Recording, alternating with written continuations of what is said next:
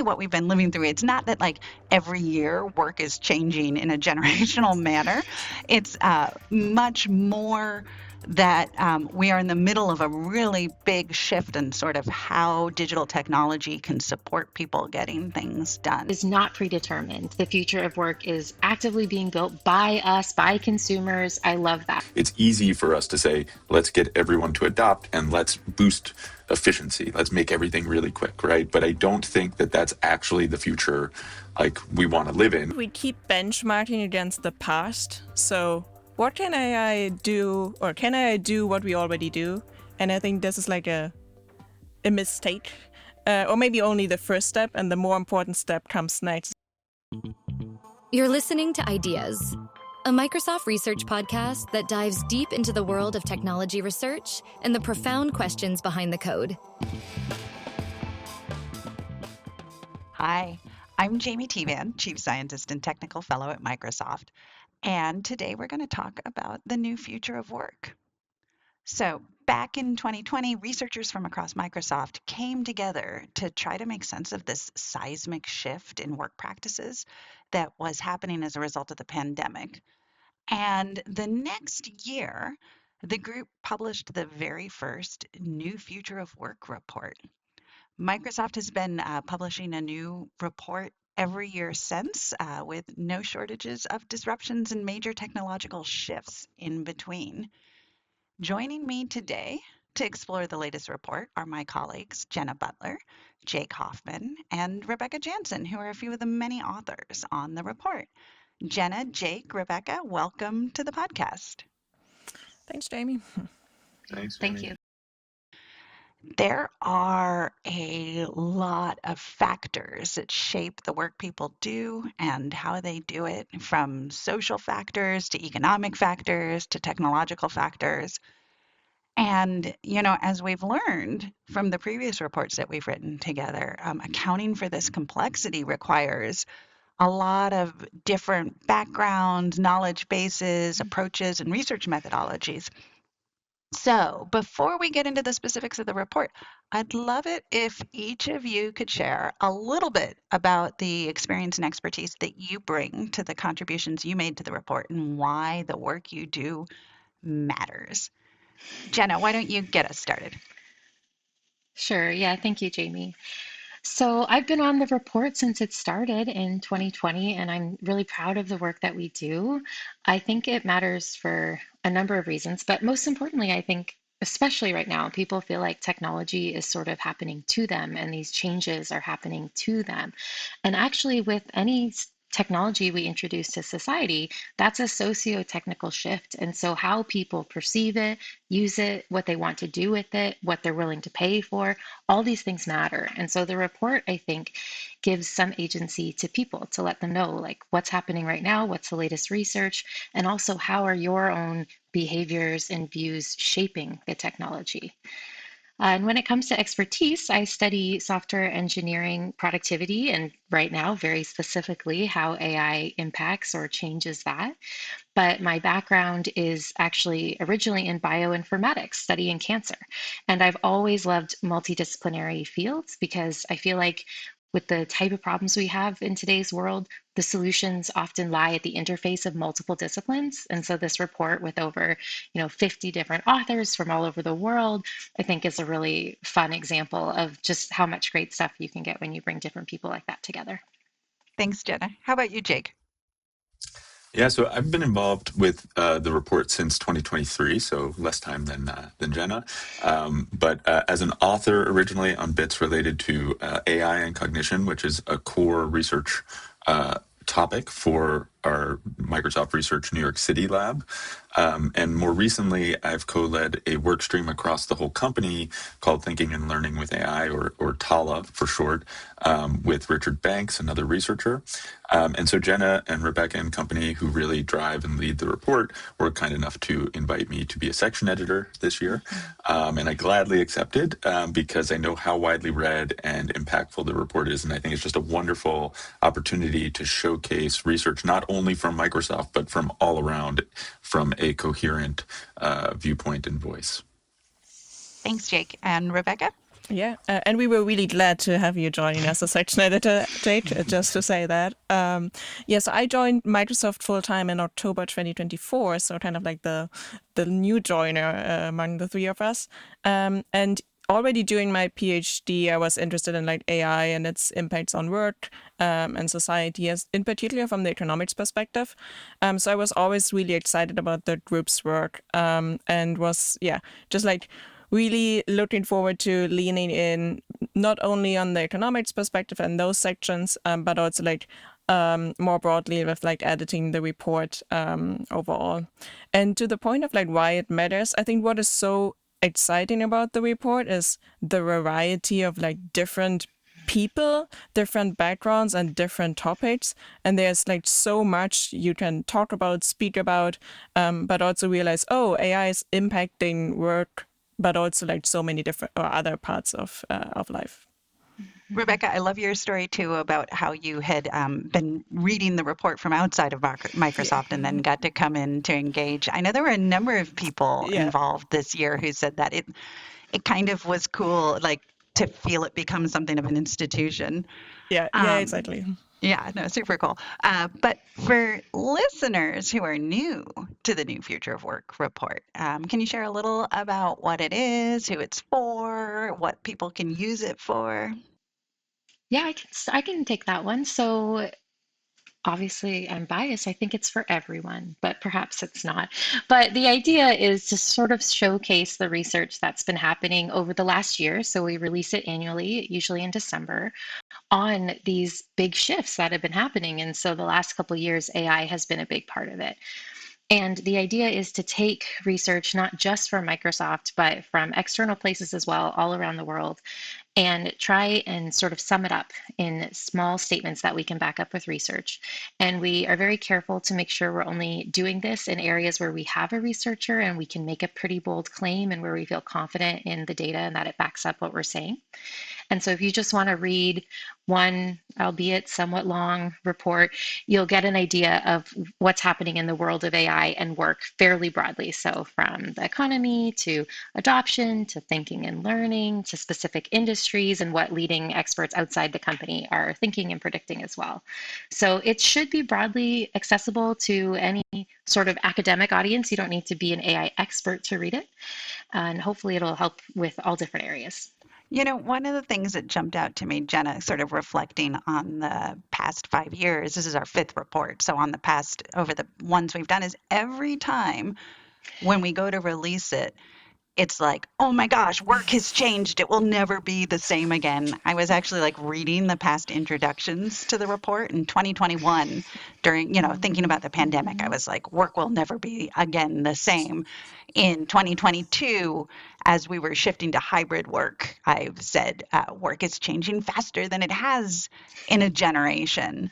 2023, where we've been living through not one, but two generational shifts in how we work. And then, more recently, obviously, we've been talking a lot about the transformative impact on AI and productivity.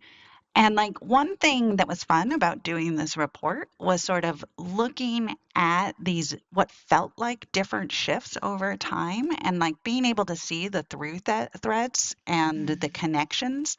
Because really what we've been living through, it's not that like every year work is changing in a generational manner.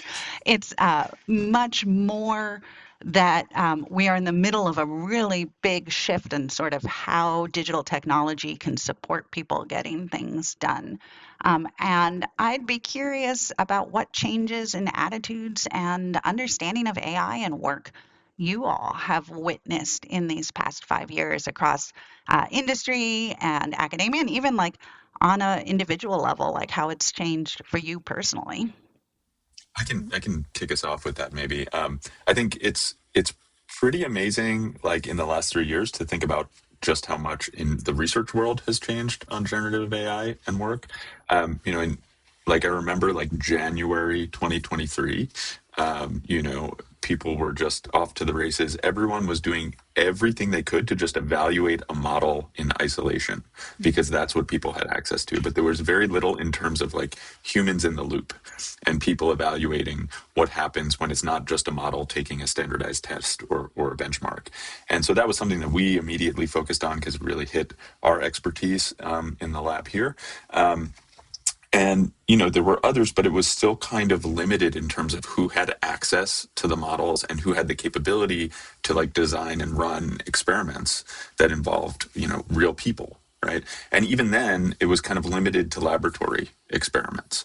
Right. And now, fast forward 3 years and we have pretty much everyone has access to any model they want to.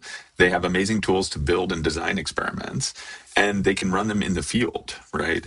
And I think there's also been a shift from, okay, how much does this tool speed us up to what are the bigger, broader effects, which is all the exciting stuff, I think, for thinking and learning in particular, that these tools have beyond just efficiency. So I think it's just amazing. Like in no other time have you seen this leap from, a 3-year period from like a few people doing small lab studies to like lots of people doing field experiments with, wide-reaching implications.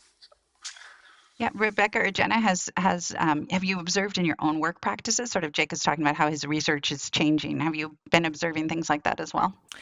Yeah, definitely. I would say it's just so interesting to see how these tools can help you. I mean, when I started, or like I finished my PhD kind of like throughout this wave of like AI really picking up, and just like even in this short time seeing, oh, where does it help me? Where does it not help me that much? But also this question of like, oh, where do I want to stay involved?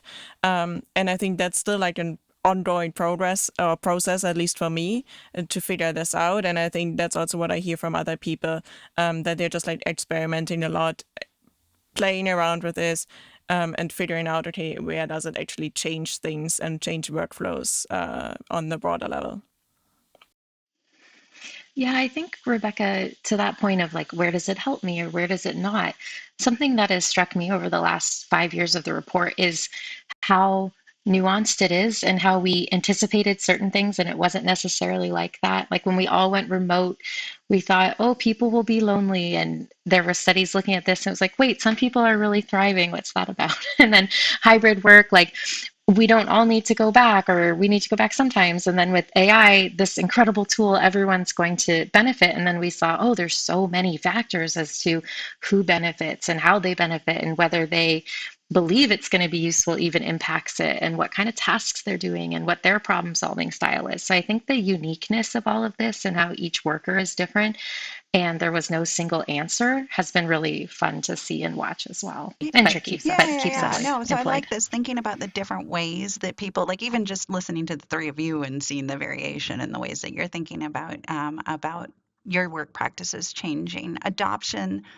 clearly matters a lot, and I know that's something that we center in the report. Jake, you talked about how everybody has access to models, but not everybody is actually using the models, and we're certainly not using them in the same way. I was wondering if you could tell us a little bit about what the report says about today's level of adoption and like who's using it and how. So what we see in the research, and this is mainly based on like surveys being conducted in different countries, and then of course, also some more like field experiment studies. What we see is that AI adoption is definitely increasing overall, but it's really heterogeneous and more nuanced in depth, like who is using it and also like for which purposes.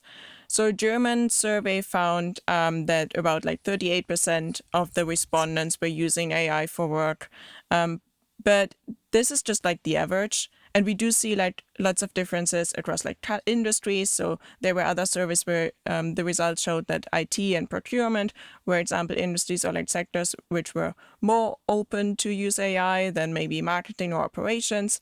There also has been some evidence on male or men being more open to use it than women. I don't know how the gap looks like right now, or if this is, I hope this is like converging even more. But this is maybe like on the high level, like about AI adoption levels.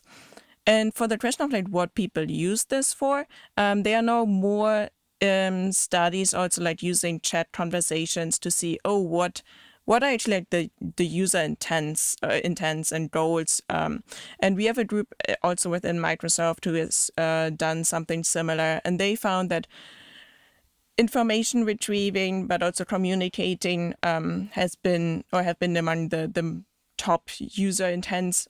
There's definitely a lot of like writing related, or there are a lot of writing related tasks that are conducted with chat tools.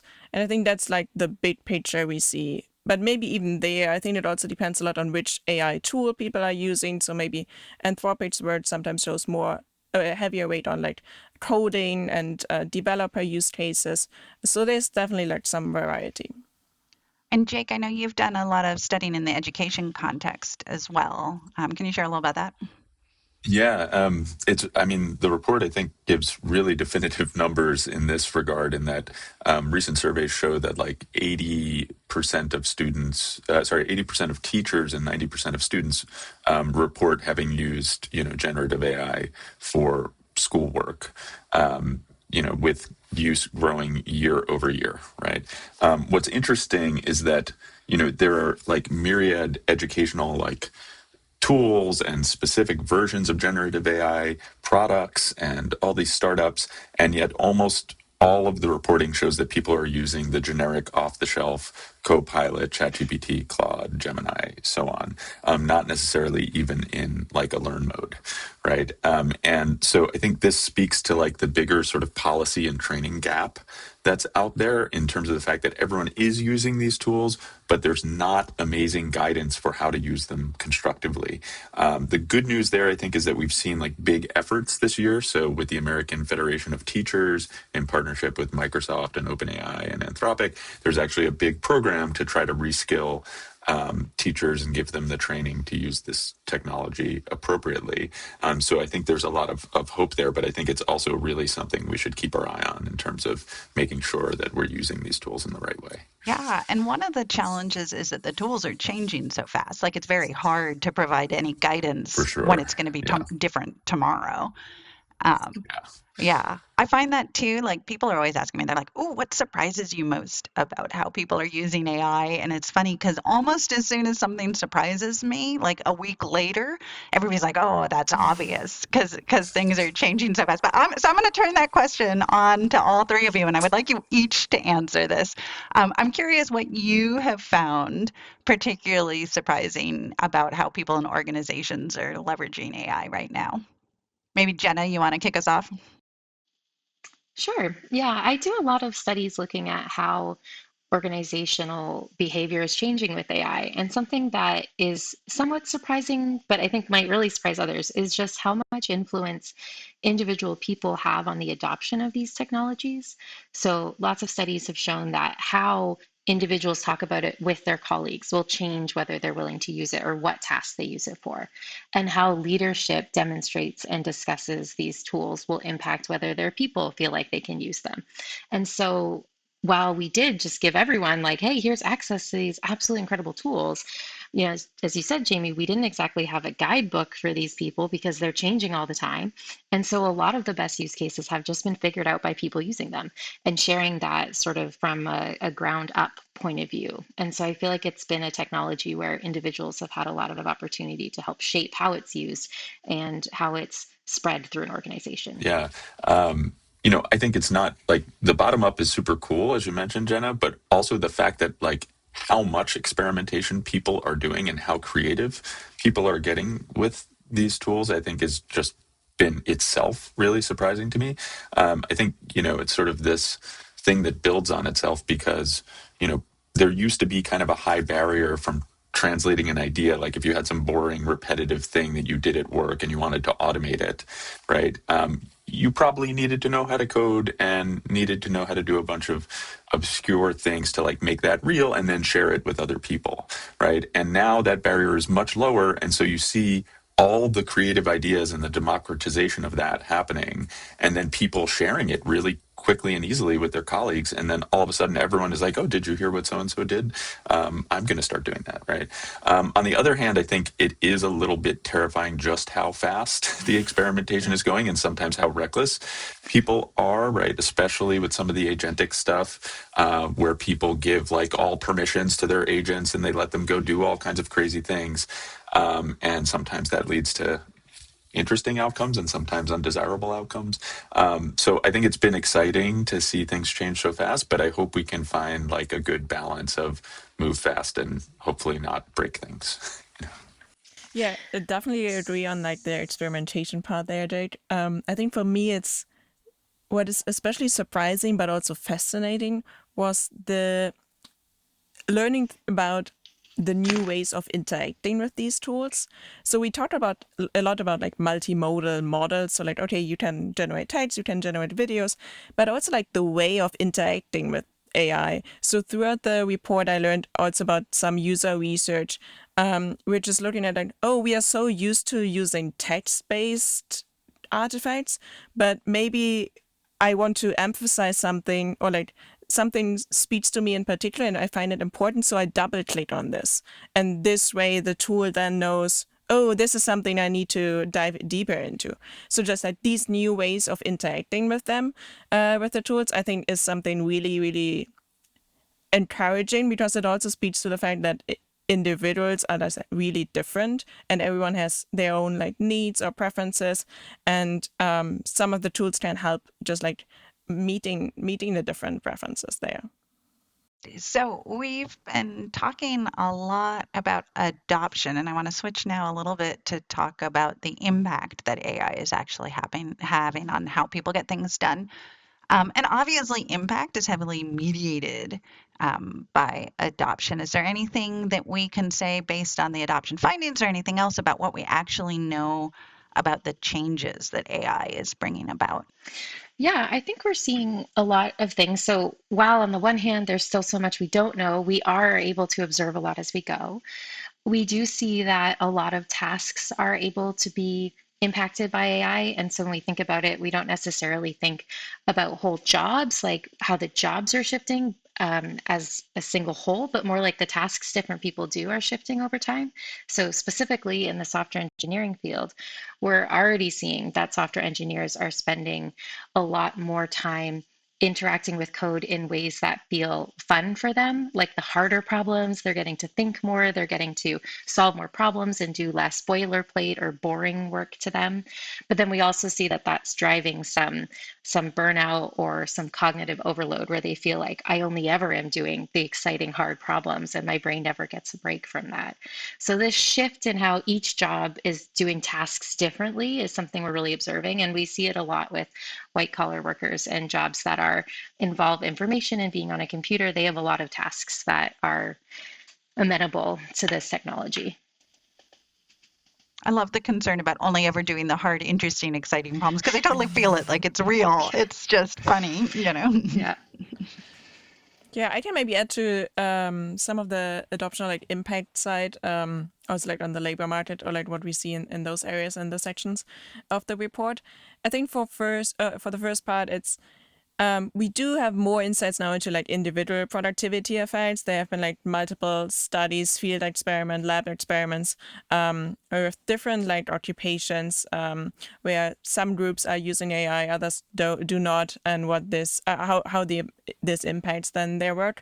And what we usually see there is that people tend to be faster at completing tasks, and also oftentimes lead to better outcomes or like complete are able to provide better outcomes. That being said, there are also studies where this is not the case, or which raise these issues or issues about over reliance, and that people also need to make sure like to still be engaged and making sure, oh, is this actually the task that AI can really help me with, or am I just like relying on the AI tool too much there? So there is some like jagged frontier of like what AI can do and cannot do, and like how people how they interact with that. On the broader level, on the labor market side, that's also something that we have emphasized in the report. We do not see large impacts or effects overall based on some labor market studies that are looking at both or employment rates, but also job postings and these kinds of things. Maybe if you're looking at specific like online labor platforms, so just like the system or like the ecosystem is a little bit different, it might be different. But overall, I would say the effects are still like modest. One subgroup where we have early insights now that they might be especially like impacted is the group of like early career workers, where maybe AI can do some of their tasks more easily than for later stages in their careers. But even there, I think we still need like more time and evidence to say explicitly, oh, this is because of AI, and not just like macroeconomic trends. And when do you think we're going to be able to, start seeing that impact? Do you think it's because the impact isn't happening at that macro level, or do you think it's just a kind of temporal thing? I think it's probably both. And I would also say like AI is a technology, but we are living in like systems, and we are living or like working in organizations, and organizations will adopt in one way or the other. And I think we do need some more time, but also I think time for people and organizations to really think about, oh, how do we want this to change our work settings? That's great. And actually, I think it's fun for us to dive into what do we want a little bit. I think often we talk about things as sort of cut and dry or black and white. And, where is the nuance in what's happening, and how can we start, how can we lean into that to shape a future that we're excited about? So oftentimes people say, oh, AI is having this impact or this effect. And I think there was something that all the authors and also editors of the report were always like, well, it's not that black and white. So individual productivity effects might not equal group productivity effects, because it's just like really different to work on your own than working in the group. It's also not, oh, the more AI you use, the better, or like more using AI more doesn't necessarily lead to productivity effect. But as Jade already said, and is probably able to speak even more about, it's a lot about like how are people using AI and in which ways, when do they use them? Do they use them before they're thinking about tasks themselves, or only after? So I think these would be two things that come to mind to me. And we've certainly seen historically that technology, like to your point, Rebecca, the way that it gets adopted isn't necessarily the obvious ways, as you sort of bring it into systems. Jake, I know you've done a lot of thinking in that space as well with things like social media.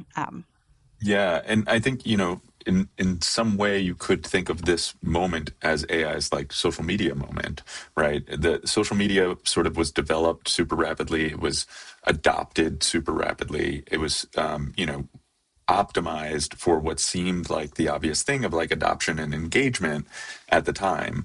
But I think there are these, side effects of sort of myopically optimizing for one thing. And, we're now decades later, and it's hard to disentangle what happened and why, right?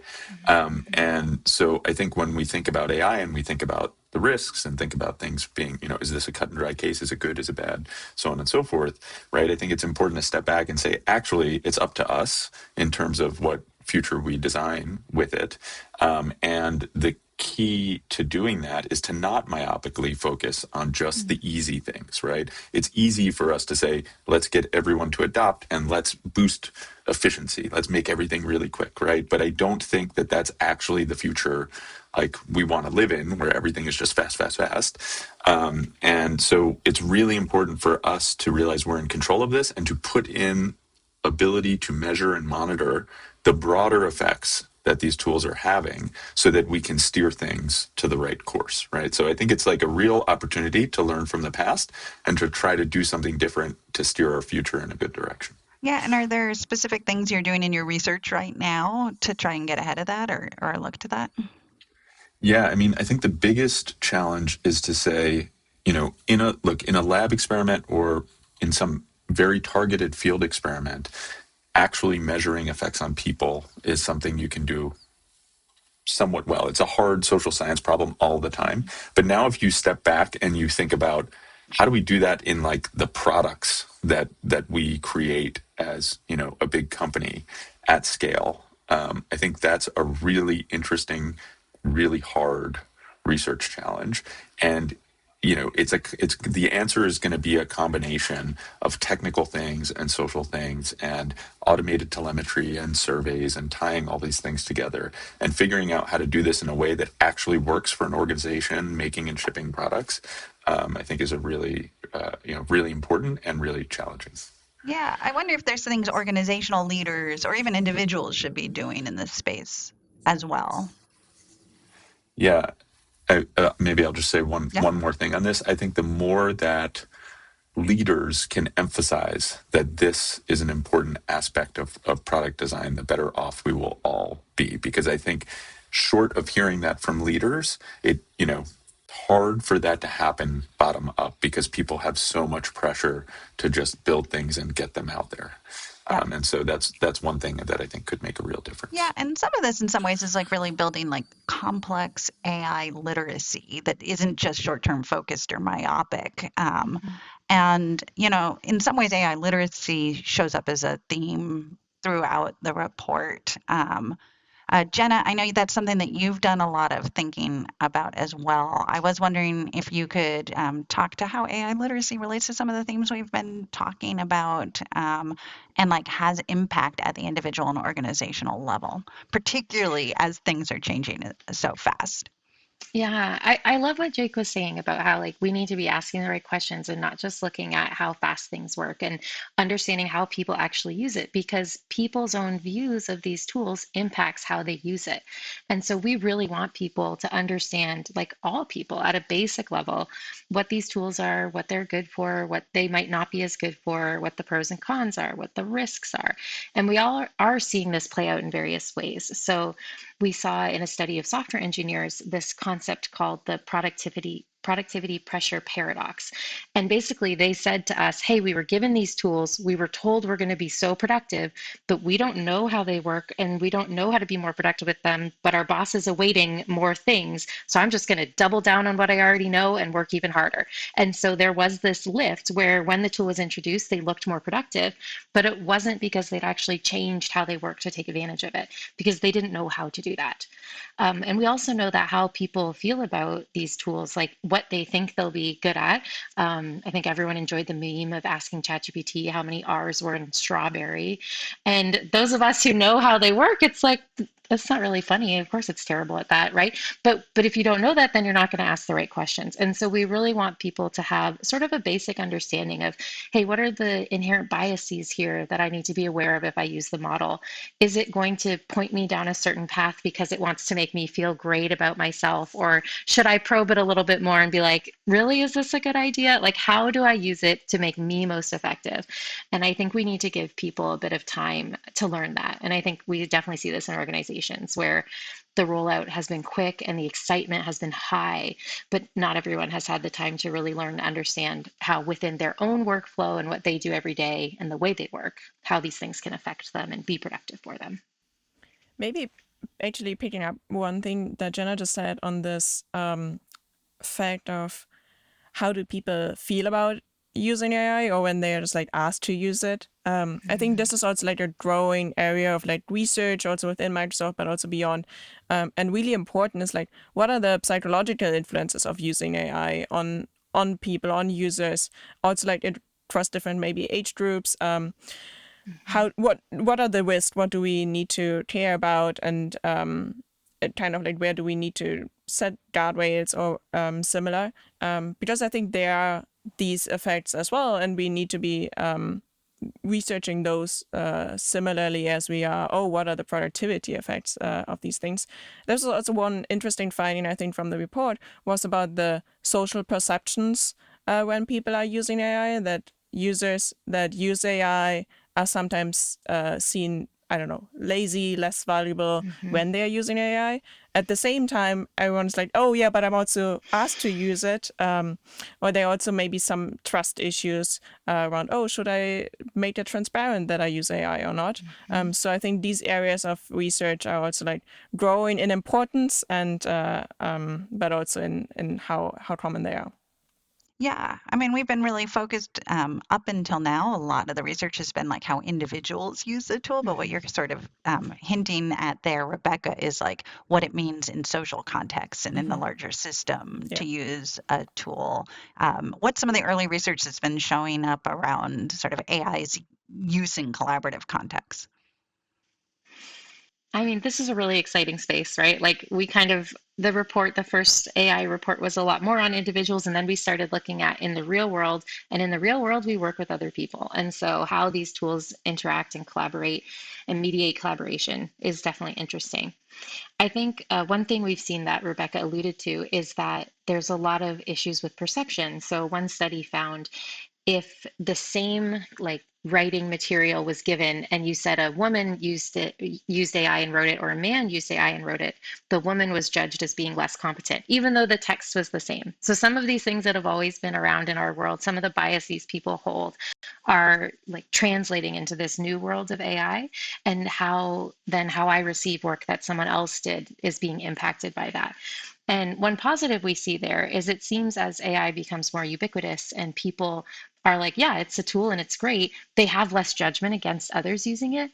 But right now, some people are still, nervous about what do I use? What do I signal when I'm using it? And how am I going to be perceived? So even just within how humans relate to each other, we're seeing it starting to have an impact on how they want to use it. Yeah, it's interesting. I think the metaphor we use for AI is super interesting, and I sort of hear us playing around with different metaphors. And in some ways, it's really important that we think about AI somewhat differently in that previously all of our interactions with a computer were deterministic, and we would like tell the computer exactly what we wanted it to do, and it like was screwing up if it couldn't count the right number of R's in strawberry. And that's very different now. We have these stochastic models that we can communicate with in natural language. In many ways, they're much more powerful, but they're also not deterministic. Um, so I think sometimes we think of human metaphors, sometimes we call AI a collaborator, sometimes, Jenna, as I saw you were just doing, we're like thinking of AI as a tool and something we get things done. I'd be kind of interested in like what the different metaphors you play around with in your research and how you think that shapes either the way that your research evolves and the questions you ask or the way that people think about that. Yeah, Jamie, I think it's a great point. I mean, I think personally, and this is more just individual experience, but it leaks over into some of the research designs and things we investigate. Um, we do have tremendous experience in dealing with like stochastic and not fully perfect systems in people, right? And so one thing that I think has been interesting to reflect on being in a research org is like we're very used to having, interns or students who have a lot of expertise but don't always get everything right. And, a lot of the time thinking about how to interact with and investigate what that student has done is very similar to me in thinking about how to interact with and investigate what an AI tool has done. And I think it's made for a really comfortable transition to using AI tools in a research org that I've seen in other contexts, like in artistic or creative settings, where, these tools are totally, sort of off limits or, seen as bad or undesirable. And I think developing this skill of interacting with a system like this is going to be increasingly important. And I think it is a useful metaphor. How would you describe this to a very skilled but imperfect collaborator? Yeah, we are actually currently writing up a paper from a study that we did last year where we gave two different trainings to two different groups, framing the AI either like as a tool to collaborate with or more like a training on which was focused on the technical capabilities of the tool. And we actually did see that then the group who was interacting with the tool in a more collaborative way or thought of this of the tool more collaboratively did have a better experience, but also led to different outcomes there. So I do think there's a difference in how we experience and also in which mindset we approach these tools. And yeah, I individually usually try to see it as a tool, but want to like interact with the tool and like go back and forth, and not maybe just like accepting the first output, but just like really iterating. And I think this is also something that that studies and research has shown that this might be helpful for users. And maybe Yeah. also adding also to your question about like individual and collaboration, I think one aspect that we also saw that I really find interesting is like how much more difficult it is to build tools for collaboration or like group settings than for individuals, because it brings like so many new layers to it. It's like, oh, we need to think about like social intelligence. What does the group environment is, which is like not there for like an individual use case. When do we want to use, when do we want AI maybe to step in a group setting? How do we think about memory of the group? What is like some underlying maybe emotional or settings or like emotional context that the AI needs to be aware of? And it's just like so much more difficult. And I think we also learned a lot about collaboration itself through this process, because recently I was like, oh, what does collaboration actually mean? Does it mean I work with someone, or does it mean I work for someone? So even finding out these nuances, I think, is really, really interesting. Yeah, I think that's a really good point, Rebecca, and like in some ways the collaborative search space is so much larger than the individual productivity search space. And we already have seen how much scale was necessary for a model just to start to learn some of the emergent underlying pieces of individual interactions with a model. That's a real Yeah. challenge and opportunity as we start thinking larger.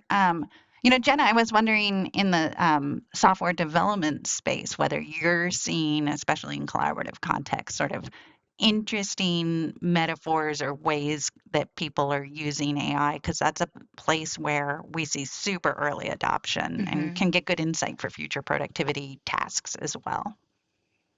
Yeah, we did a fun study this past summer where we looked at people who had the same context, they're in the same team, they work in the same code, they have the same manager, but where one used it a lot and one didn't. And we interviewed them to understand their kind of perceptions and how they viewed this. And what we found is that the people who use it more do view it more as a collaborator and less as a tool. The folks who saw it as a tool then assumed it had a purpose. So, like, the expression, when all you have is a hammer, everything's a nail. So, if this is just a tool, then I got to find the nails, and that's the only place I can use it. But if it's a collaborator, then if it's not working, they would take on a position of maybe it's me. Like, I should try prompting it differently. I should give it new context. Like, there's got to be some way to get this thing to work in this context. And so I'm not going to give up. So we found that the people who viewed it in that way as a collaborator, where it could get to the right answer. And we even see with the model, sometimes you just have to encourage them and tell them, like, no, you can do this. And then it'll give you the answer. It's really funny. A little And so model we've that seen, could. yes, with the developers, the ones that just kind of stick with it and, as Jake was saying, see it as a collaborator that can do different things, they tend to benefit from the tool a lot more, and they have a broader idea of what it could potentially do, and they use it in a lot more context, and so then they enjoy using it more. So I like I think it's useful to think about, we want to break out of the deterministic context. And so it's useful to think of AI as a collaborator. It's certainly aligned with our notion of like AI helps bring out the best in people. I wonder if this sort of slightly anthropomorphic metaphor limits our imagination in some ways as well. AI certainly can do things that humans can't. It can operate at scale. All of a sudden, you can have natural language across hundreds or thousands of people easily synthesized. It operates super fast. You can generate new ideas and different perspectives very quickly.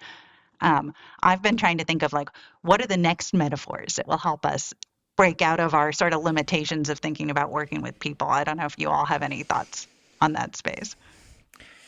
Not yet, but I would be interested if you have already, I James. don't have an answer.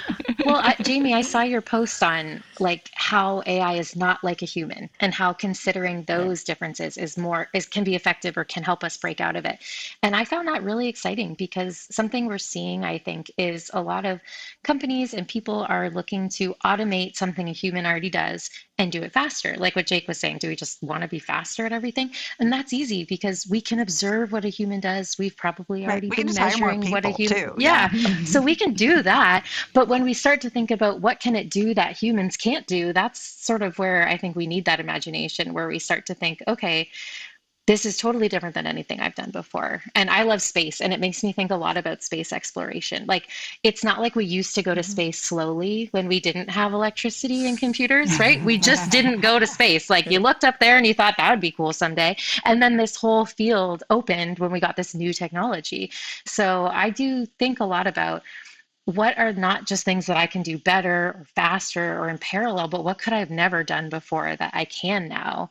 And I think that's where all of the open and exciting parts come to be. I Yeah. just don't know the answer. Oh, and I love your metaphor, Jenna, because I keep watching Star Trek: The Next Generation, and like actually talking about these different chapters that the New Future of Work report has. It's been amazing because like Yeah. when I watched it during the pandemic, it was perfect because in some ways it's this like really small closed community that travels the world, Mm-hmm. so it's sort of like exploring, but like being a small community. And then now, obviously, with AI, the computer and data and all the ways.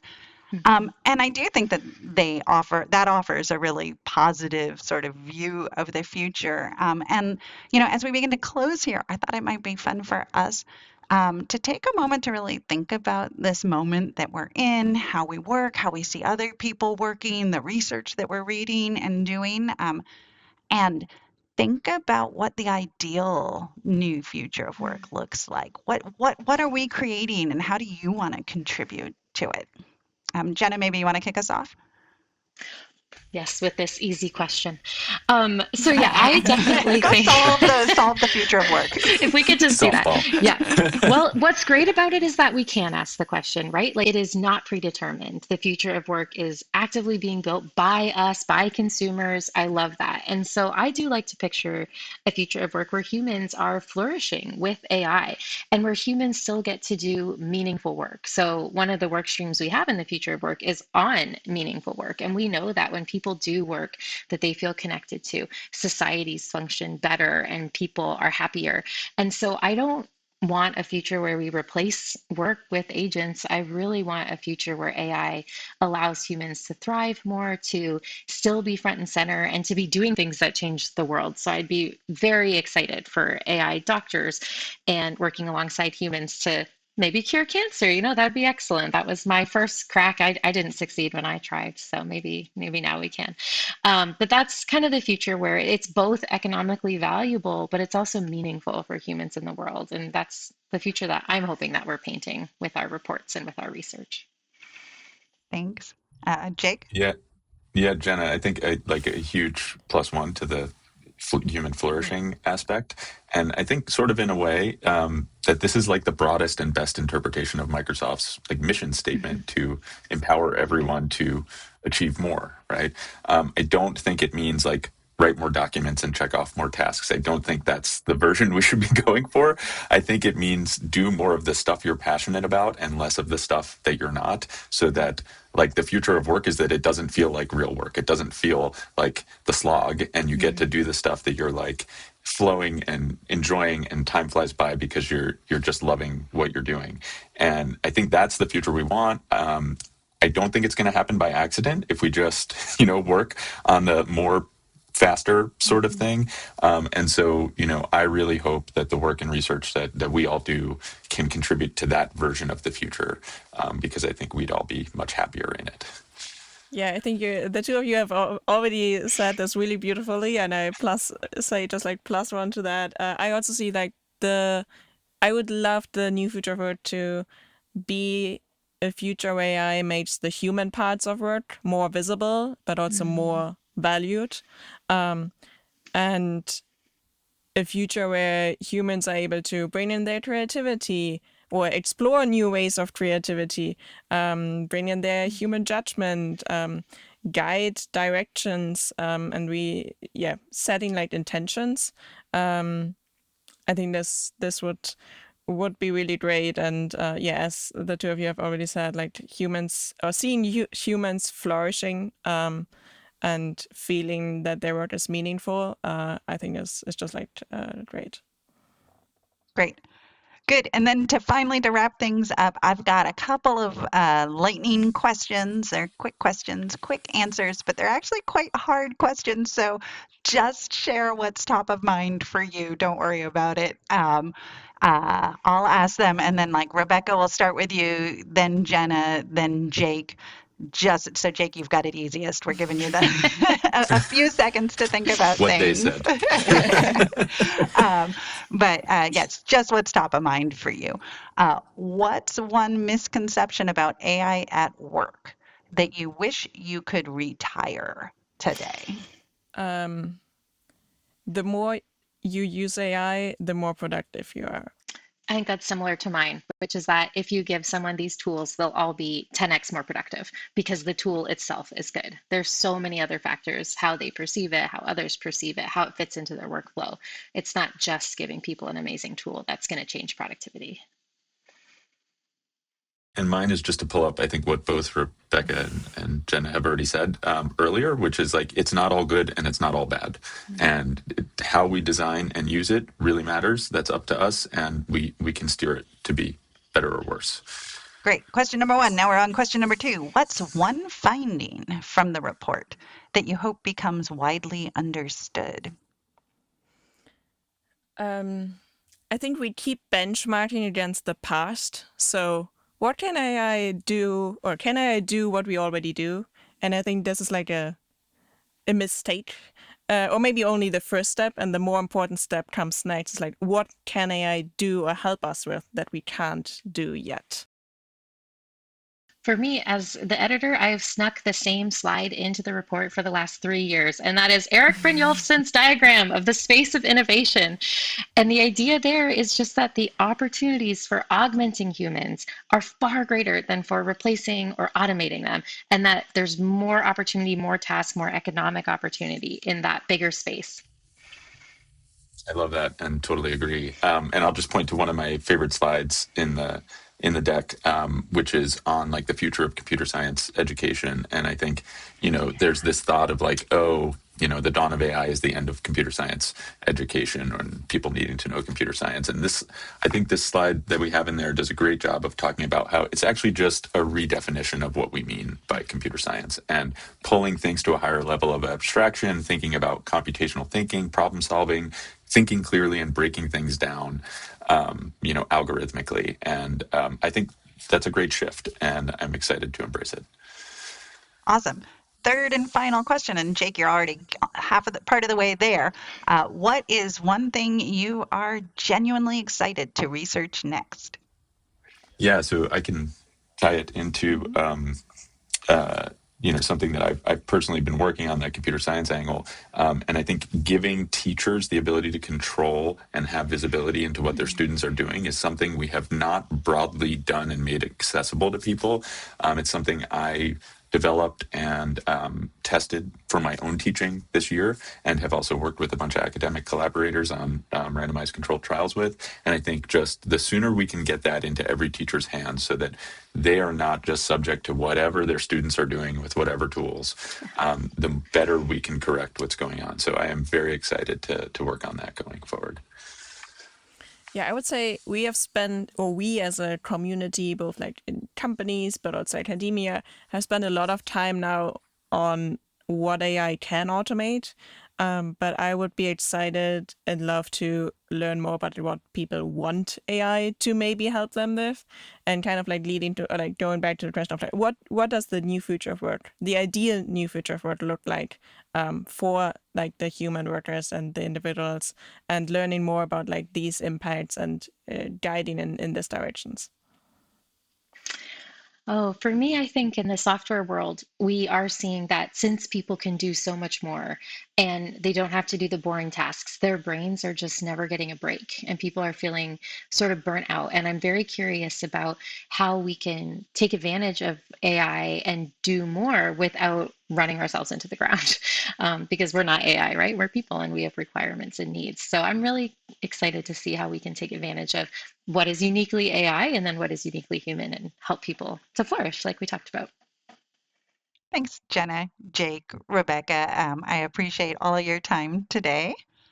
And to our audience, thank you as well. If you want to learn more about the report and how AI is changing how people work, visit aka.ms/NFW. And that's it for now. Until next time.